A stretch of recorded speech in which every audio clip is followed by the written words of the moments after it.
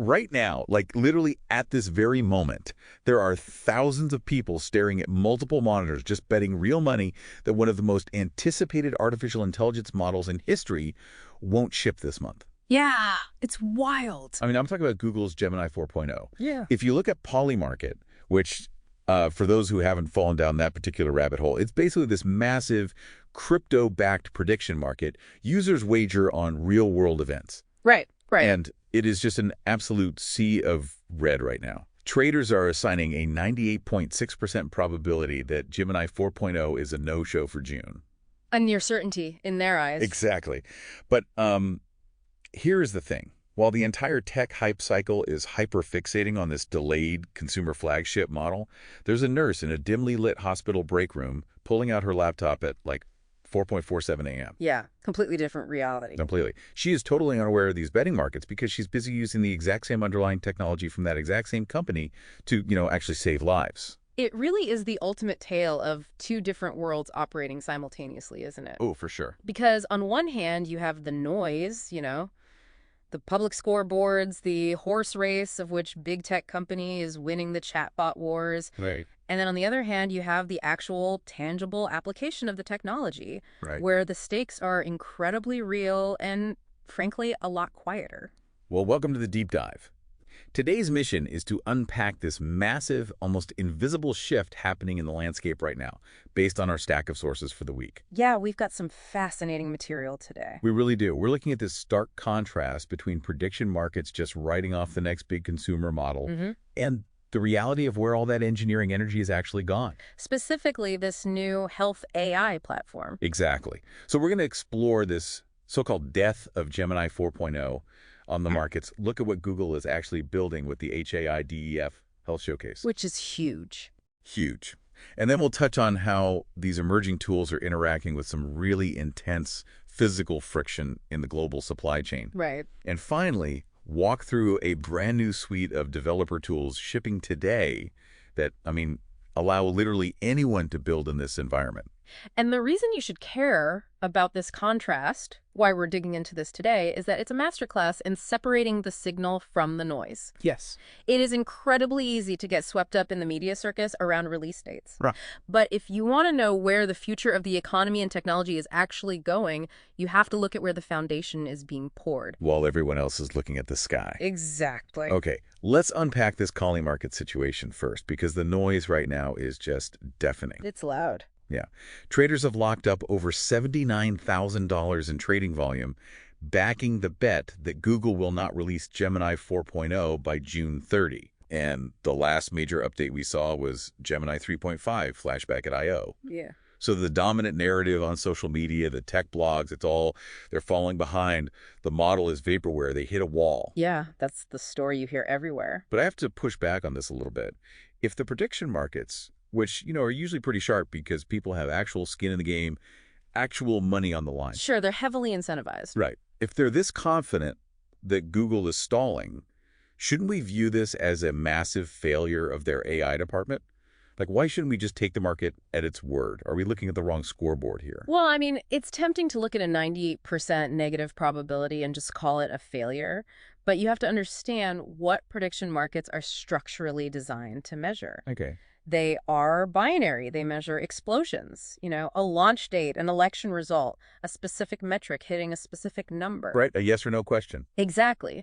They are structurally incapable of valuing slow systemic infrastructure changes. Oh, interesting. So yes, the consumer chatbot update might be delayed, but that doesn't mean the thousands of engineers inside Google just packed up and stopped working. They didn't just go home. No. What's fascinating here is that energy, that immense compute power, those resources, they've been heavily channeled into something called the HAIDEF showcase. Right, HAIDEF, which I think stands for Health AI Developer Foundations. Yeah. And I'll be honest, that sounds like a compliance manual, not a revolutionary piece of tech. Yeah, it's not the sexiest name, and that's exactly why the prediction markets ignore it. Right. But let's look at what it actually is. HAIDEF is essentially a highly curated hub of open assets, models, and data sets specifically tuned for the medical field. Okay. We're talking about medical imaging, genomics, electronic health records, because healthcare data is, well, it's notoriously messy. Oh, yeah. Completely siloed. Siloed across thousands of different hospital networks, it's trapped in PDF scans, and Mhm. obviously it's heavily protected by privacy laws, as it absolutely should be. So what is Google actually doing with it? They're taking their massive compute power and opening up a sandbox. They're giving health AI developers the foundational, pre-trained blocks they need. So they don't have to start from scratch. Exactly. When they want to build a new diagnostic tool, the groundwork is already there. Okay, wait, break that down for me. When you say foundational blocks for medical imaging, what does that actually look like in practice? Because we aren't talking about, like, generating a funny poem about your cat here. No, not at all. The margin for error is literally zero. Right. Think about it like this. If you want to build an AI that can detect early-stage lung cancer from an X-ray, the hardest part isn't writing the code. It's the data. Yes, it's getting enough high-quality, accurately labeled data to actually train the model without violating patient privacy. Which is nearly impossible for a small team. Right. So HAIDEF provides these open, anonymized, pre-trained pathways. It basically gives a hospital's IT department a massive head start. They don't have to train a model to understand what a lung looks like. The model already knows what a lung looks like. Oh. They just fine-tune it on their specific diagnostic needs. And this is where the sources get incredibly granular about the real-world impact, which honestly completely changes the narrative for me. Yeah, it's powerful stuff. Picture a medical resident at the end of a grueling 14-hour shift. She's exhausted. Her eyes are blurring. She drags a patient's chest X-ray into an AI-assisted diagnostic interface that was built on this kind of foundation. And it immediately goes to work. Right. The tool immediately highlights regions for her to review. And it is vital to note here, it's not replacing her judgment. No, it's not autonomous. It's not saying, this patient has disease X, prescribe Y. It is acting as a tireless second set of eyes, surfacing these subtle pixel patterns so she can catch what human fatigue might have missed. And if we connect this to the bigger picture and scale that concept up, the implications are just staggering. Yeah. The goal here isn't just to make, a well-funded hospital in New York slightly more efficient. It's the potential for a general practitioner in a rural clinic in India who might not even have access to a radiology department to read an X-ray with the exact same diagnostic confidence as a specialist at Johns Hopkins. They are taking the highest leverage application of this technology, human health, and providing the infrastructure to democratize it. Which is such a striking visual. In the sources, you have these developer avatar silhouettes gazing up at this glowing double helix of medical data in the Google Showcase. It's unlocking medical imaging and genomics for developers everywhere. Yeah. So to circle back to the start, the Polymarket traders are measuring the wrong thing. They're measuring the flashy consumer release. I mean, nobody is placing an $80,000 bet on Polymarket about the accuracy of a genomic sequencing model. Right. Prediction markets don't care about health AI because it's quiet, it's incremental, and it is profoundly systemic. It's the tectonic plate shifting underneath the entire industry. So the headline really shouldn't be Gemini 4.0 is delayed.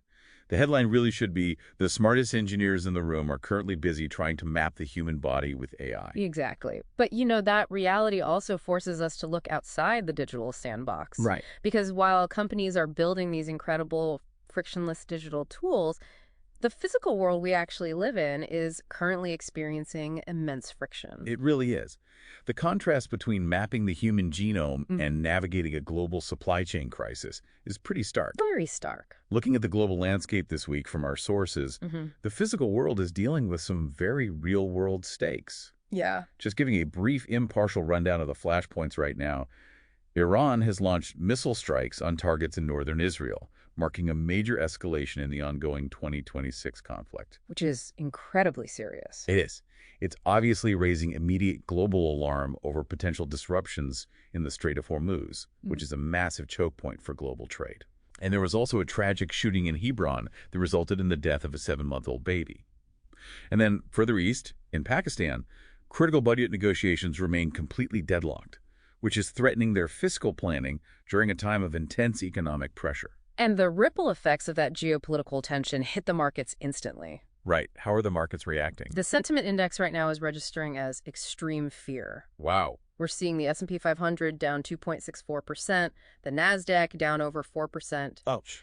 But inversely, assets that are typically viewed as existing outside the traditional sovereign system or those tied to physical supply are surging.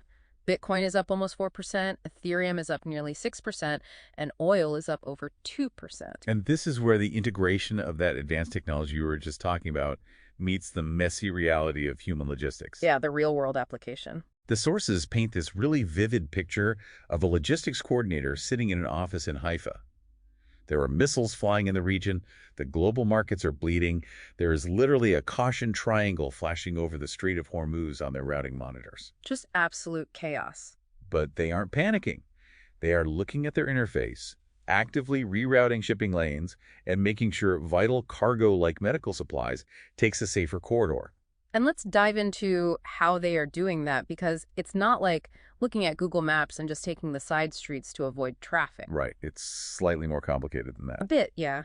When a shipping lane closes, you are dealing with massive cargo weights, deep water port availability, suddenly soaring maritime insurance premiums. Oh, well, I think you think about insurance. Huge factor. Plus fuel calculations. A human being cannot calculate all those variables for 50 ships in real time, but with AI-assisted logistics tools, they can map a new, financially viable, and safe route in milliseconds. I love that point. We constantly hear this narrative that the global supply chain is this incredibly fragile, brittle thing that's always on the verge of collapse. Right. But it's actually maintained by people who absorb these massive geopolitical shocks and use advanced tools to treat global disruption as a normal Tuesday. They literally are. They are redrawing the map of world trade before breakfast. It really emphasizes that technology isn't just some abstract force acting on us. It is a lever that amplifies the resilience of human professionals. Yeah. For every headline that drives fear and market sell-offs, there are thousands of unseen logistics workers, medical residents, and engineers using new tools to solve the exact problems creating those headlines. And, speaking of the globe continuing to turn despite the friction, I do want to mention that the 48-team 2026 FIFA World Cup is set to kick off across North America in just a few days on June 12th. Oh, right. So amidst the supply chain reroutes and the geopolitical tension, the logistics of millions of people coming together for a unifying global event is also playing out right now. Which is a massive logistical challenge in its own right, but, a much-needed reminder of shared human experience. Exactly. So building off this idea of the logistics workers adapting to disruption and Google building foundational tools for doctors, let's talk about the tools that are being built for you, for the listener. Yeah, let's get into the dev tools. Today, we have a whole new suite of developer tools shipping that are designed to help the everyday creator or founder navigate this fast-changing world. And the barrier to entry is just completely collapsing. We are moving from a phase where you needed a specialized, expensive team of engineers to build software to a phase where an individual with a clear idea can execute it in an afternoon. Okay, let's start with dev and review, which is fascinating. Now, for anyone who doesn't write code for a living, let's establish some quick context. Good idea. When a software engineer writes a new piece of code and wants to add it to the main project, they submit what's called a pull request. Yeah. Basically asking, can we merge my work into the master copy? Traditionally, you'd run a linter on it, which is essentially a strict spell checker for code. It tells you if you missed a semicolon or violated a formatting rule. But the sources say dev and review acts like a senior engineer. How is it fundamentally different from that traditional spell checker? Well, a traditional linter just runs a strict static rulebook. It's very rigid. Dev and review, on the other hand, actually builds a semantic map of your entire legacy code base. Okay. It doesn't just read the syntax, it understands the logic and the intent. So let's say a junior developer submits a pull request. Dev and review looks at it and says, the syntax is perfect. However, by changing this variable here, you are going to break a dependency in a completely different folder that hasn't been touched since 2018. Oh, wow. Yeah, and it weaves these human-readable annotations, meaning explanations in plain English, not cryptic error codes, right into the workflow. So it's not just catching typos. It's understanding the plot of the novel and pointing out plot holes. That's a great analogy. Exactly. It is a massive unlock for onboarding new engineers who don't have the historical context of a 10-year-old code base. Yeah, they wouldn't know why that 2018 file matters. Right. It catches the logical flaws that human reviewers who might be rushing frequently miss. Okay, I see the value there for a tech company. But let me play devil's advocate for a second. Sure. What if you aren't an engineer at all? What if the phrase legacy code base makes your eyes glaze over and you don't even know how to set up a server? Does any of this matter to the non-technical person who just has a good idea? That is where the ground is fundamentally shifting, and it's where tools like Architect.new and Rocket.new come in. This is where the floor completely drops out on the cost of building software. Let's break down the mechanics of these two, because they sound almost like magic tricks in the sources. They kind of are. Architect.new is designed to take you from a raw idea to a deployed AI agent in a single session. It has this one-shot mode where you literally just write a prompt, and it generates the complete scaffold for the agent. And the sources note this starts around $35 a month. Think about what deploying an agent actually means here. You aren't just generating text. You are creating a persistent piece of software that can take actions. Okay. For the cost of a few cups of coffee, a small business owner could prototype a complex customer support agent that connects directly to their inventory database. They don't need to hire a freelance developer for $10,000 to build a prototype.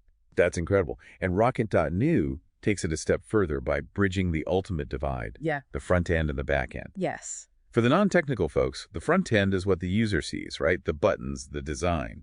The back end of the database and the server logic making it work. Historically, bridging those two took serious skill. A lot of skill. But with Rocket.new, you give it a natural language description of what you want. Say, I want a platform where users can upload audio files, and it automatically generates a summary and emails it to them. Rocket.new handles the front-end design, writes the back-end logic, and handles the hosting in one single pass. It translates your English directly into a deployable application. What we are witnessing is the removal of the translation layer in software creation. The translation layer. Yeah.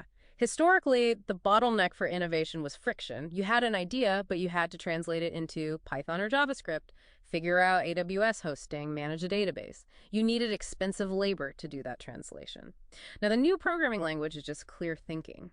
The sources say it's perfect for non-technical founders who need a minimum viable product by Monday. You could literally wake up on a Saturday, write a paragraph detailing your app idea, and have a working version ready for users by Monday morning without writing a single line of code yourself. That is wild. It is. And it's not just about building apps to output things. It's also about parsing the overwhelming amount of data in the world around us. Look at Finale.ai, which is also featured today. Right, Finale.ai. This is an AI tool that aggregates financial signals, but from what I understand, it's not just scraping stock prices. How does it actually work? It uses large language models to ingest vast amounts of unstructured data. We're talking news articles, social media feeds, market reports. All the noise. All the noise. And instead of just giving you a dashboard of numbers, it layers generative AI analysis on top of it. It's reading the collective mood of the internet, understanding the context of geopolitical events like the ones we discussed in Haifa, and distilling it into actionable financial intelligence. Wow. It finds sentiment shifts and emerging narratives before they hit the mainstream news cycle. So it's acting like a hyper-aware quantitative analyst that never sleeps. But, here's the tension, right? When I hear about an AI doing code review better than a human, an AI building an app from scratch over the weekend, and an AI predicting market sentiment, the natural anxiety for anyone listening is going to be about replacement. Of course. Are we just automating ourselves out of the loop? Are these tools replacing the human workers, or are they doing something else? That is the defining anxiety of this era, without a doubt. But if you look at the evidence across everything we've discussed today, the pattern points to amplification, not replacement. Amplification. Yes. The medical resident isn't replaced by the HAIDEEF diagnostic tool. She's empowered by it to make a better decision when she's exhausted and potentially teach her students more effectively. The logistics coordinator in Haifa isn't replaced by the routing software. He uses it to navigate unprecedented geopolitical disruption in real time. And the non-technical founder isn't replaced by Rocket.new. They are finally given the ability to actually be a founder without needing a computer science degree. Exactly. The tools don't replace human intent. They just clear away the tedious execution so we can act as the senior architects of our own ideas. They provide leverage. And, that brings us full circle to the prediction markets. Yes, let's synthesize what we've covered today, because we went deep. We are looking at a world right now where the loudest noise in the room, the hype cycle around the delayed Gemini 4.0 consumer model, and the millions of dollars betting against it, is actually the least important signal. The Polymarket traders are obsessing over a chatbot release date, but they are entirely missing the fact that the underlying technology is being quietly and powerfully deployed into the infrastructure of healthcare. They are missing the tectonic shift because they are looking for the explosion. And we've seen how human supply chains are demonstrating incredible resilience in the face of very real global conflict, proving that people armed with the right tools are the ultimate stabilizers. And finally, we've seen the absolute democratization of software creation, with tools like Dev and Review, Architect.new, and Rocket.new breaking down the barriers to entry. The ultimate takeaway for you, listening to this deep dive, is to recognize that the hype cycle is a distraction. Your focus shouldn't be on when the next massive language model drops or what the betting markets think about it. Right.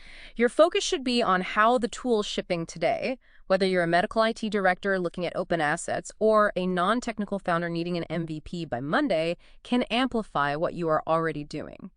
The value of this technology is found in the application, not the announcement. I really love that phrasing. The value is in the application.